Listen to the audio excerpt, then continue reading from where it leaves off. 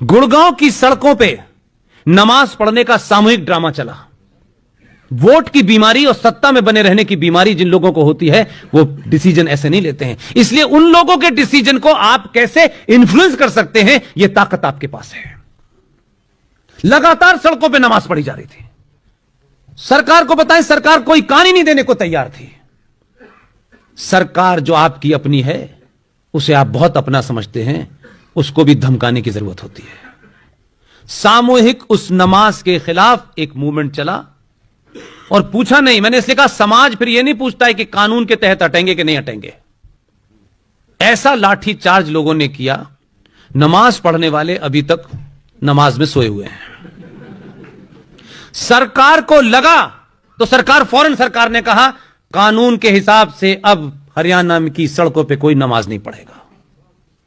तो अभी अभी मुझे पता चला है कि अलीगढ़ मुस्लिम विश्वविद्यालय का एक पुराना गुंडा जो कुछ लोगों की मदद से राज्यसभा में 6-7 महीने के लिए राज्यसभा में चला गया था, वो सुप्रीम कोर्ट गए हैं और कह रहे हैं कि मुसलमानों की भारत में आबादी इतनी बढ़ गई है कि नमाज पढ़ने की जगह नहीं है, हमें जगह दी जाए।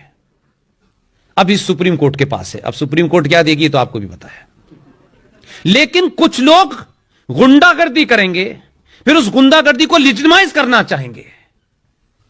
आंध्र प्रदेश हाई कोर्ट में प्लेसेस ऑफ वर्शिप एक्ट के खिलाफ एक एप्लीकेशन गई। वो जज साहब कितने समझदार थे, यही समझदारी मैं देश भर के जजों से कह रहा हूं।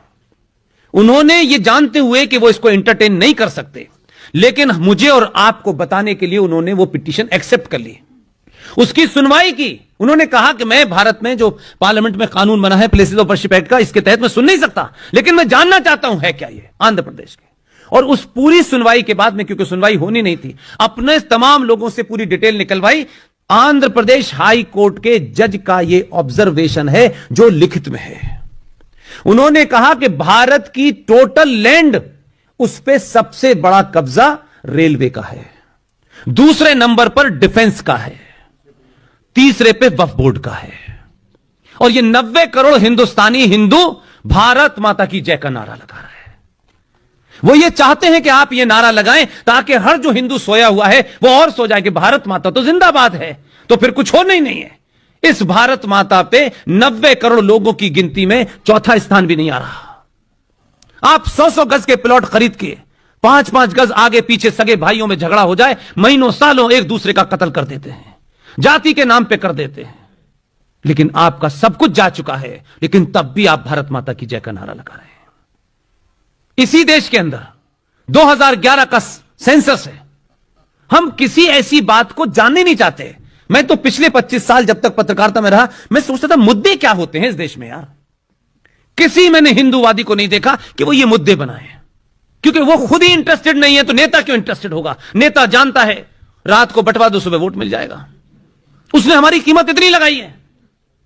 2011 का सेंसस अगर आप देखेंगे, उसके तहत इस भारत भूमि के टोटल राज्यों में से 9 राज्य में हिंदू अल्पसंख्यक है। एक राज्य में 2% है, किसी में 3 है, 7 है, 9 है, 24 है, 26 है। 1947 में आप पूरे देश में थे सिवाय कश्मीर को छोड़ करके। हमने बहुत महान कार्य किया है 70 साल के सफर में। एक मुल्क बनाया, उस मुल्क को उसकी पॉपुलेशन से ज्यादा जमीन दी, ईस्टर्न बॉर्डर पे भी दी, वेस्टर्न बॉर्डर पे भी दी, और जो ये देश था इन्हें यहां कुछ भाईचारे वालों ने बसा लिया, उन्होंने आपको 9 राज्यों में पैदल कर दिया। हमारे संगठन इस पे चिंतन मनन नहीं करते, इस पे कोई विचार गोष्ठी मैंने नहीं देखी कि ये पिछले 70 सालों में हमने ऐसा क्या किया कि हम 9 राज्यों में और एक राज्य में 2% हैं। इस पे चिंता नहीं हो रही। हमारी लालच और स्वार्थ देखिए हम कितने मक्कार हैं। हमारे यहां इस बात की मांग हो रही है कि जहां हम माइनॉरिटी में आ गए हैं, हमें उन पे माइनॉरिटी राइट मिल जाए, कुछ चावल फ्री मिल जाए, कुछ स्कॉलरशिप फ्री मिल जाए। हम कितने बौने लोग हैं, आज भी हम नहीं बात करना चाहते। अभी 2021 में आने वाला है, 2 जाने वाले हैं आपके हाथ से। कहां खड़े हैं आप? आप तो चिल्ला भी नहीं रहे भाई, आप तो बता भी नहीं रहे। इसलिए नेशनल कमीशन फॉर माइनॉरिटी बना, हम सब चुपचाप बैठे रहे। लेकिन उसने एक और जघन्य अपराध किया, इसको न किसी जज साहब ने पूछा, वो भी सुओ मोटो मंगा लेते कि आप ये कैसे कर सकते हैं। जब आपने इस तथाकथित भारत राष्ट्र की स्टेट को सेकुलर घोषित कर दिया, तो जब आप सेकुलर देश है तो फिर माइनॉरिटी कमीशन कैसे है? यह माइनॉरिटी कमीशन एक्सेप्टेबल है जब भारत हिंदू राष्ट्र होगा।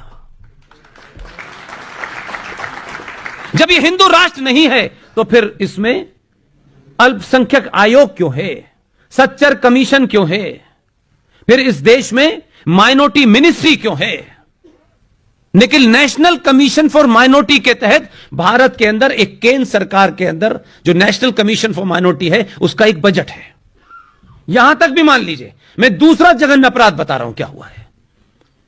आपको किस स्थिति में पहुंचा दिया है कि आप इतनी चोट खा चुके हैं कि आप सोच नहीं पा रहे हैं। नेशनल कमीशन फॉर माइनॉरिटी ने 35,000 इस देश में पारसी हैं, 1% बौद्ध हैं, 1.5% सिख हैं, 3% ईसाई हैं, 26% मुसलमान हैं आज की डेट में। यह माइनॉरिटी में है, यह मान ली बात। नेशनल कमीशन फॉर माइनॉरिटी का करोड़ों का बजट है। वो करोड़ों का बजट देश भर में ये जो माइनॉरिटीज हैं उनको अलग अलग तरीके से दिया जाता है। किसी को शिक्षा में, किसी को बिजनेस में, ये सब दिया जाता है। यहां तक भी ठीक है। अब एक नया फ्रॉड था उसी के साथ में, क्योंकि हम तो ढोल वोल बजाने में लगे हुए थे। अब हर राज्य के अंदर एक और माइनॉरिटी कमीशन है। और कमाल देखिए कि एक जगह है लक्षद्वीप, मैं उसको एक सैंपल के लिए बता रहा हूं आपको। लक्षद्वीप में 98% मुसलमान हैं, 2% वहां हिंदू हैं। लेकिन माइनॉरिटी कमीशन की परिभाषा जो राष्ट्रीय स्तर पर तय हो गई है, तो राष्ट्रीय स्तर तक रहना चाहिए था। जो राज्य का माइनॉरिटी कमीशन है वो लक्षद्वीप में 98 मुसलमानों को माइनॉरिटी कहता है और 2% हिंदुओं को मेजॉरिटी कहता है। तो राज्य का माइनॉरिटी आयोग भी मुसलमान को फिर दोबारा से, और ये चल रहा है। ये विषय नहीं थे चेतना के लिए, ये मंदिर के साथ साथ मंदिर से ज्यादा महत्वपूर्ण नहीं थे। मंदिर तो फिर भी किसी से बनेगा, लेकिन ये चलता प्रथा राष्ट्र धीरे धीरे मर रहा है, समाप्त हो रहा है। हमारी चुप्पी और लालच के कारण हो रहा है। जो पदों पर बैठे हुए उन्हें पद से चुपके रहना है। उनका जमीर उनको इस बात की इजाजत नहीं देता कि हम इतनी बड़ी बड़ी बातें करते हैं, लेकिन इस पद के कारण हम कुछ बोल नहीं पा रहे हैं और हमारे सामने हमारे बेटी बेटियों का भविष्य समाप्त हो रहा है। हम बोल नहीं पा रहे। हम रास्ता निकाल लें, बेटी को अमेरिका भेज दो, कितनों को भेजोगे? हम हर चीज से कायरता का रास्ता निकाल रहे हैं, लड़ना नहीं चाहते। एक बार छोड़ो तो ना पद को। क्या जीडी बख्शी को 75 साल की उम्र में कोई कमी है? क्या कर्नल आर सिंह साहब को कोई कमी है? संपन्न लोग हैं, पत्नी डॉक्टर है, बेटी डॉक्टर है, उनको क्या प्रॉब्लम है? सुशील पंडित का पूरा घर सारे लोग मार दिए गए, उसको कोई कमी है क्या? ललित अंबरदार एक अच्छा मॉडल हुआ करता था, किराए के मकान पे रहता है, कभी दे पाता है किराया, कभी नहीं दे पाता है। पागल है क्या लोग ये? क्या इनके पास कोई जगह नहीं थी? क्या ये पैसा नहीं कमा सकते थे? लेकिन अगर कुछ लोगों ने ये शुरू कर दिया है तो आपकी क्या भूमिका है, मेरी क्या भूमिका है? हम उनके लिए ताली तक नहीं बजाते, हम उनके लिए कोई पोस्ट नहीं करते। वो आपके हीरो नहीं है, इसलिए कि आप अपने हीरो के चुनने की गलती करते हैं। यही असली हीरो है।